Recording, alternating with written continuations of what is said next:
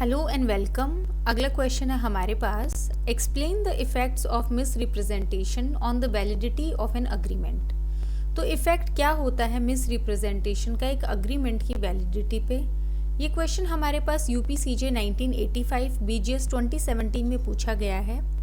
Answer हम start करेंगे introduction से। इंट्रोडक्शन में आ गया हमारे पास कि सेक्शन 18 डिफाइन करता है मिस रिप्रेजेंटेशन को। इसका मतलब है और ये इंक्लूड करता है, फर्स्ट आ गया हमारे पास पॉजिटिव असर्शन जो ट्रू नहीं है, ऑल्दो जो पर्सन उसको दे रहा है वो बिलीव करता है कि ये ट्रू है, येट ये एक वारंटेड जो है इंफॉर्मेशन नहीं है उस पर्सन के द्वारा। फिर आ गया कोई भी ब्रीच ऑफ ड्यूटी जो बिना किसी इंटेंट के डिसीव करने के दी गई है। कोई भी ड्यूटी जो बिना इंटेंट के डिसीव करने के ब्रीच की गई है। फिर आ गया कॉज करना, कितना भी इनोसेंटली एक पार्टी टू एन अग्रीमेंट को कि वो एक मिस्टेक दे as to the substance of the thing, किसी चीज़ के सब्सटेंस को लेके जो सब्जेक्ट है अग्रीमेंट का। फिर आगे ये जो 3 पॉइंट्स हैं हमारे पास, इसको हम आगे एक एक करके एक्सप्लेन करेंगे। तो फर्स्ट वाले पॉइंट की हेडिंग होगी हमारे पास अनवारंटेड स्टेटमेंट्स। ये आ गया हमारे पास सेक्शन 18 जो है सबसेक्शन 1 प्रोवाइड करता है, जब एक पर्सन फॉल्स स्टेटमेंट देता है believing it to be true और वो खुद मानता है कि ये ट्रू है, तो उसको बोलते हैं अनवारंटेड स्टेटमेंट। एक स्टेटमेंट को बोला जाएगा warranted by the information of the person जो मेकिंग इट, जो पर्सन इंफॉर्मेशन दे रहा है, जब वो रिसीव करता है इंफॉर्मेशन एक ट्रस्ट वर्दी सोर्स से। ये जो है एक मेयर हियर से नहीं होना चाहिए। केस लो आगे, इसमें हमारे पास oceanic steam navigation corporation versus Soonderdas Dhurumsey 1890 का केस। इसमें जो सेलर था शिप का, उसने स्टेट किया कि जो शिप है वो कुछ पर्टिकुलर टनेज की है। उसने कभी भी जो है शिप नहीं देखी थी। इट टर्न्ड आउट कि जो शिप थी वो ग्रेटर टनेज की थी, तो जो बायर था वो अलाउड था कि वो अवॉइड कर सकता है सेल को। सेकेंड आ गया इसमें हमारे पास breach of duty. Section 18 subsection 2 provide करता है कि कोई भी जो ब्रीच है ड्यूटी का बिना किसी इंटेंट के डिसीव करने की, जो लाता है एडवांटेज उस पर्सन को जो कमिट कर रहा है, तो इसको मिस रिप्रेजेंटेशन बोलेंगे। ये कवर करता है जो केसेस है हमारे पास कंस्ट्रक्टिव फ्रॉड के, जिसमें कोई इंटेंशन नहीं है डिसीव करने का, लेकिन जहाँ पे सर्कमस्टांसेस ऐसे हैं कि वो जो है बनाते हैं पार्टी को जो रिसीव करते हैं बेनिफिट उस ट्रांजैक्शन से, जो इक्वली आंसरेबल है।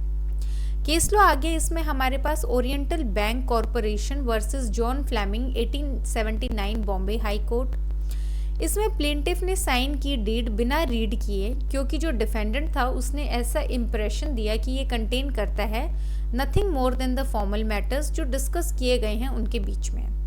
जो डीड थी हाउएवर वो कंटेन करती है एक रिलीज जो है डिफेंडेंट के फेवर में। प्लेंटिफ जो था वो अलाउड था सेटिसाइड करने के लिए डीड को।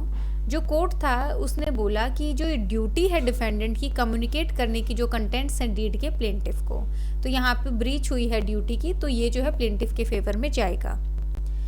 थर्ड आ गया इंड्यूस करना mistake about subject matter. Again section 18 subsection 3 जो है हमारे पास वो प्रोवाइड करता है कि एक पार्टी अगर लीड करती है दूसरी को इनोसेंटली दो कि वो मिस्टेक करेगा एज टू द नेचर या जो क्वालिटी है सब्जेक्ट मैटर की, ये अमाउंट करेगा मिस रिप्रेजेंटेशन को।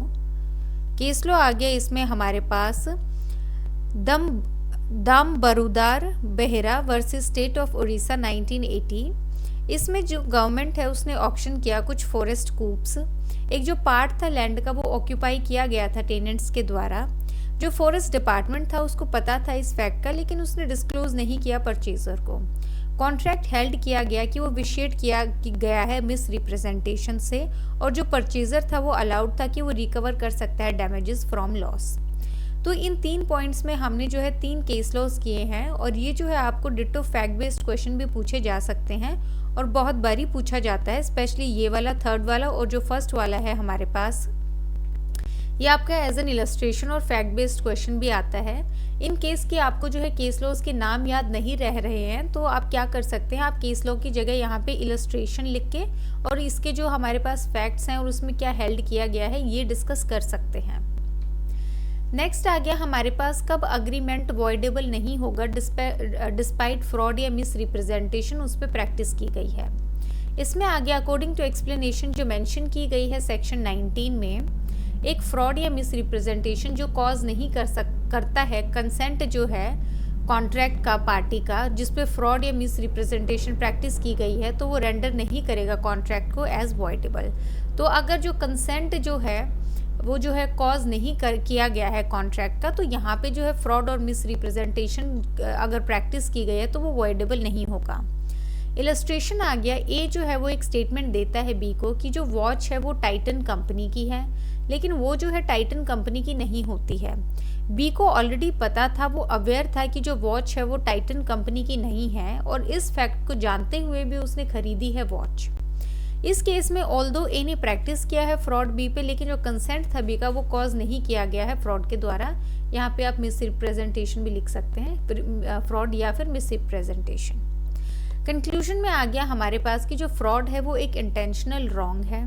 यहाँ पे इंटेंट है डिसीव करने का हर एक फ्रॉड में। ये जो है केस नहीं है मिस रिप्रेजेंटेशन का। मिस रिप्रेजेंटेशन में जो फॉल्स स्टेटमेंट है वो नहीं दी गई है with the intent to deceive, तो यहाँ पे कोई इंटेंशन नहीं है डिसीव करने का, ये इनोसेंटली जो है वो दी गई है। अब इस क्वेश्चन में 2-3 बातें ध्यान रखने वाली हैं। पहला यही कि हमने 10-15 मार्कर के हिसाब से किया है। जनरली जो आपके पास डायरेक्ट मिस रिप्रेजेंटेशन का क्वेश्चन होता है वो आपकी जो एलएलबी का कोर्स होता है उसके सेमेस्टर एग्जाम्स में होता है। जहाँ तक जुडिशरी का सवाल है तो मोस्टली वहाँ पे इलस्ट्रेशन बेस्ड या फिर जो फैक्ट बेस्ड क्वेश्चंस है वो होते हैं आपके पास। तो जैसे हमने इस क्वेश्चन में 3 केस लॉज किए हैं प्लस एक इलस्ट्रेशन की है, ये वाली जो इलस्ट्रेशन है आपके पास। तो आपको अगर फैक्ट बेस्ड क्वेश्चन आते हैं तो आपको जो है फैक्ट्स देख के समझ आना चाहिए कि ये जो है मिस रिप्रेजेंटेशन के टॉपिक से रिलेटेड है।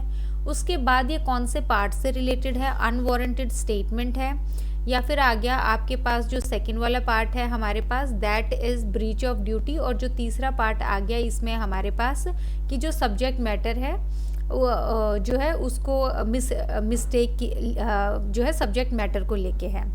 तो अगर 3 में से जो भी है आपका तो आप उसको जो है आइडेंटिफाई करेंगे और उसके हिसाब से जो है अपना आंसर प्रोसीड करेंगे। बाकी जो है इस क्वेश्चन में हमने सब कुछ इंक्लूड कर लिया है। So thank you.